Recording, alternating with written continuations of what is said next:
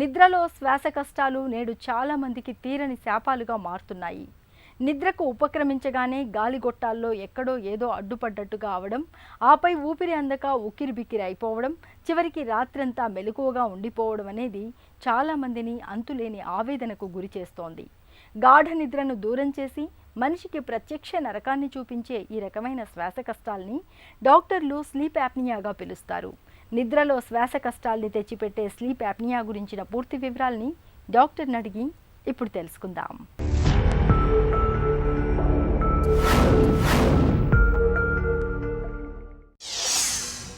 Sleep apnoea అంటే ఏంటి? Sleep apnoea అంటే మనకి ఈ శ్వాసనాళం ఏదైతే ముక్కు నుంచి స్వరపేటిక వరకు శ్వాసనాళం ఉంటుంది, ఆ సంబంధించిన శ్వాసనాళం ఏదైతే ఉందో ఆ ద్వారం మూసుకుపోయినప్పుడు మనకి బాడీలోకి ఆక్సిజన్ సరిపడినంత, మన బ్లడ్లోకి ఆక్సిజన్ పర్సంటేజ్ సరిపడలేనప్పుడు ఈ యాప్నియా అంటాం. అంటే బ్రెయిన్కి ఎప్పుడైతే మనకి బ్లడ్లో ఆక్సిజన్ లెవెల్స్ తగ్గినప్పుడు, బ్రెయిన్కి ఏమాత్రం కొంచెం ఆక్సిజన్ లెవెల్స్ తగ్గినా కానీ బ్రెయిన్ ఇమీడియట్గా రియాక్ట్ అవుతుంది అనమాట. ఆక్సిజన్ కంటిన్యూస్గా బ్లడ్ ద్వారాగా బ్రెయిన్కి వెళ్తూ ఉండాలి. సో ఎప్పుడైతే మనం ఎయిర్ ఎంట్రీ అనేది గాలి పీల్చుకునే మార్గం అంతా మూసుకుపోతుందో రకరకాల కారణాల వల్ల, ముక్కు నుంచి మొదలయ్యి ముక్కు వెనక ద్వారం, గొంతు, టాన్సిల్స్, కొండనాలిక ఏరియా, అలాగే నాలిక వెనక భాగం, ఇంకా కిందకు వెళ్తే స్వరపేటిక. సో ఈ భాగం ఎక్కడైనా కానీ మనకి ఆ ద్వారం ఏదైతే ఉందో అది ఎక్కువ శాతం బ్లాక్ అయిపోయే కారణాల వల్ల ఈ స్లీప్ యాప్నియా అనేది వస్తుంది. గురకకు స్లీప్ ఆప్నియాకు సంబంధం ఉందా? గురక, స్లీప్ యాప్నియా రెండు కూడా మనం ఒకటే డిసీజ్ కింద మన పరిగణనలో తీసుకోవాలి. ప్రారంభ దశలో ఎప్పుడైతే ఈ ద్వారం మూసుకుపోయినప్పుడు మనకి ఫస్ట్ ప్రజెంట్ అయ్యేది గురక. గురక అనేది ఇనీషియల్ స్టేజెస్లో మనకి ఈ ద్వారం మూసుకుపోయి ఉంటుంది కాబట్టి ఆక్సిజన్ అనేది సఫిషియెంట్గా వెళ్తుంది, కానీ జస్ట్ సౌండ్ వస్తుంది, అంటే పక్క వాళ్ళకి డిస్టర్బెన్స్ మాత్రమే ఉంటుంది. గురక అంటాం, దాన్ని మనం స్నోరింగ్ అంటాం. ఆ స్నోరింగ్ స్టేజ్ నుంచి ఇంకా ఫర్దర్గా ఇంకా ద్వారం ఇంకా మూసుకుపోయి అది నెక్స్ట్ స్టేజ్కి వెళ్ళినప్పుడు దాన్ని మనం అబ్స్ట్రక్టివ్ స్లీప్ యాప్నియా సిండ్రోమ్ అంటాం, ఓఎస్ఏఎస్. సో ఓఎస్ఏఎస్ అనేది ఏంటంటే మనకి డెఫినెట్గా ఆక్సిజన్ ఎంట్రీ, ఆక్సిజన్ లెవెల్స్ అనేవి బ్లడ్లో డెఫినెట్గా పెరుగుతూ ఉంటాయి. స్నోరింగ్లో ఓన్లీ సౌండ్ మాత్రం, గురక మాత్రమే వస్తుంది, కానీ వేరేగా బాడీకి ఎటువంటి హాని జరగడానికి అవకాశం లేదను. అధిక బరువు, స్థూలకాయంతో స్లీప్ ఆప్నియా వస్తుందా? చాలా కామన్ కాజ్ ఏంటంటే స్థూలకాయం, ఈ పొట్ట బాగా పెరగటం, ఓవర్ వెయిట్, బాడీ వెయిట్ ఎక్కువ ఉండటం వల్ల మనకు ఆటోమేటిక్గా ఈ మెడ చుట్టూ ఉండే కొవ్వు పదార్థం ఏదైతే ఉంటుందో అది ఎక్కువ శాతంలో ఉండటం వల్ల ఈ లోపల ఉండే ఎయిర్ వెయిన్ మొత్తం కూడా మూసేయటానికి అవకాశం ఉంటుంది. ఒబిసిటీతో పాటు ఈ ఓవర్ వెయిట్ ఉన్న వాళ్ళకి ఈ స్లీప్ యాప్నియా అనేది చాలా సహజంగా ఉంటుంది. స్లీప్ ఆప్నియాతో ఎదురయ్యే సమస్యలు ఎలా ఉంటాయి? ఈ రకరకాల కాంప్లికేషన్స్, ఆక్సిజన్ బ్లడ్లో తగ్గటం వల్ల వచ్చే ఇబ్బందులన్నీ కూడా వస్తాయి.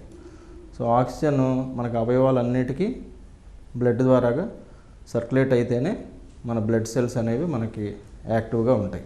ఎప్పుడైతే రాత్రిపూట ఆక్సిజన్ లెవెల్స్ మనకి బాడీలో పడిపోయినాయో ఈ గురక తీవ్రత ఇంకా పెరిగి స్లీప్ డిస్టర్బెన్సెస్, రాత్రిపూట సడన్గా ఉలిక్కిబడి లెగవటం, మంచం మేయించి మళ్ళీ కూర్చుని కాసేపు ఉండటం, మళ్ళీ పడుకోవటం, ఈ విధంగా మనం చూస్తూ ఉంటాం కాంప్లికేషన్స్.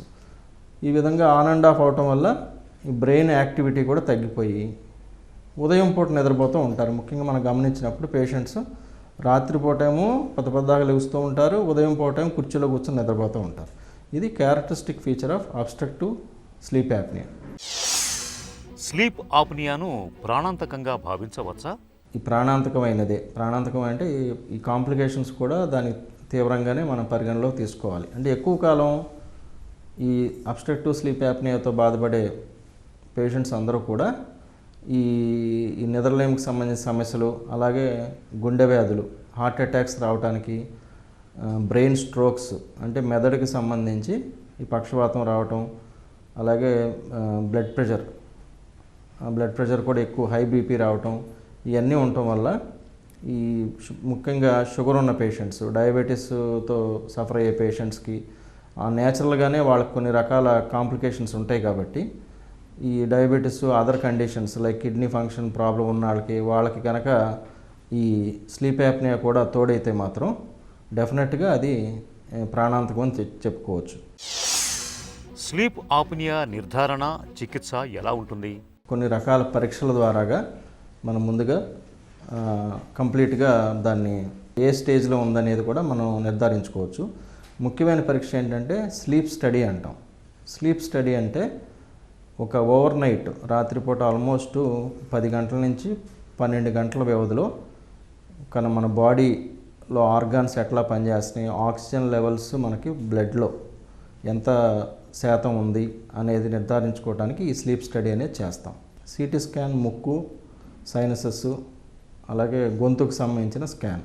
ఆ స్కాన్ ద్వారా మనం 3 డైమెన్షనల్ వ్యూలో మనం అంటే ఎక్కడ మేజర్గా బ్లాక్ అవుతుంది, ముక్కులో బ్లాక్ అవుతుందా, ముక్కు వెనక ద్వారం దగ్గర అబ్స్ట్రక్షన్ ఎక్కువ ఉందా, దాన్ని బట్టి కూడా మనం స్లీప్ యాప్నియాని మనం ఇన్వెస్టిగేషన్స్ చేయడానికి అవకాశం ఉంటుంది. తీవ్రతను బట్టి ఇనీషియల్గా మనం యూజువల్గా రాత్రిపూట పడుకున్నప్పుడు మాత్రం బాగా ఈ స్లీప్ యాప్నియా వల్ల వచ్చే ఇబ్బందులు ఉంటాయి కాబట్టి స్లీప్ యాప్నియా తీవ్రత ఎక్కువ ఉన్న వాళ్ళకి ఇనీషియల్గా ఈ స్లీప్ మనకి బైపాప్ మిషన్ అనేది మనం సజెస్ట్ చేస్తాం. రెండవది వచ్చేపాటికి సర్జికల్ ట్రీట్మెంట్ అంటే శస్త్రచికిత్స ద్వారాగా కూడా మనం స్లీప్ యాప్నియాని కంట్రోల్ చేయొచ్చు.